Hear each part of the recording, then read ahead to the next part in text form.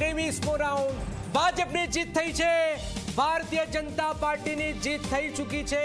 વાવ બેઠક પર ગુલાબ પર કમળ ભારે પડી ગયું છે અને આપ જોઈ રહ્યા છો કે ભાજપે વાવ બેઠક પર કોંગ્રેસે હરાવીને બદલો લઈ લીધો છે।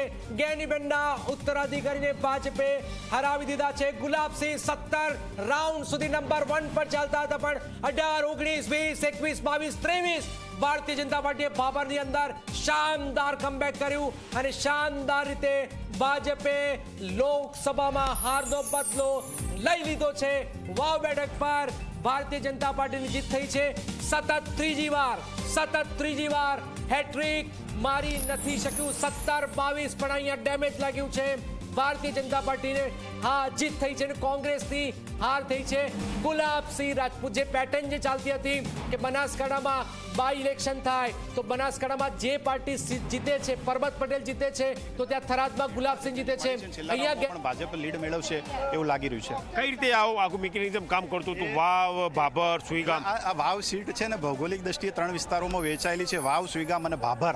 એમાં ભાભર શહેરનો પણ સમાવેશ થાય, તો આ વખતે ભાભર શહેર અને તાલુકામાં ભાજપની લીડ મળે એ પ્રકારનું વાતાવરણ ચોક્કસથી હતું। એટલે હવે એવું લાગી રહ્યું છે કે જે પ્રકારની લીડ સુઈગામ અને વાવની 13,500ની હતી એને ક્રોસ કરી લીધી છે। 1,000 જેટલી લીડ છે અને હજી પણ એક રાઉન્ડ 13 બૂથ જેટલા બાકી છે, એમાં ભાજપ જીતશે। સમાજવાદ પાર્ટી ગુલાબસિંહ રાજપૂત આવી રહ્યા છે। ગુલાબસિંહ રાજપૂત સાથે જ સીધી વાત કરવાનો પ્રયત્ન કરીશું। કોંગ્રેસના સત્તાવાર ઉમેદવાર છે, તેમને પૂછીશું, ગુલાબસિંહજી, આજની ચૂંટણીની મતગણતરી? આજે છેલ્લા રાઉન્ડની ગણતરી ચાલી રહી છે।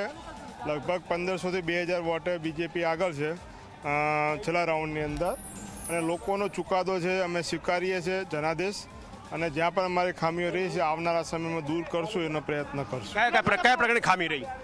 જે પણ રહ્યું છે ક્યાંક, કેમ કે નજીવા વોટના હારજીત થઈ છે, એટલે જે પણ હશે હવે સમીક્ષા કરશું અને એના પરથી લોકોનો જે જનાદેશ છે અમે સ્વીકારીએ। લોકોએ વિપક્ષનો જનાદેશ આપ્યો? તમે વિપક્ષમાં છીએ ને રહીશું, જ્યાં પણ હવે આવનારા સમયમાં એનો અમે કમીઓ દૂર કરશું। તમે જોયું કે આ હતા ગુલાબસિંહ રાજપૂત, જેમનું સ્પષ્ટ છે, તેમને હાર સ્વીકાર લીધી છે।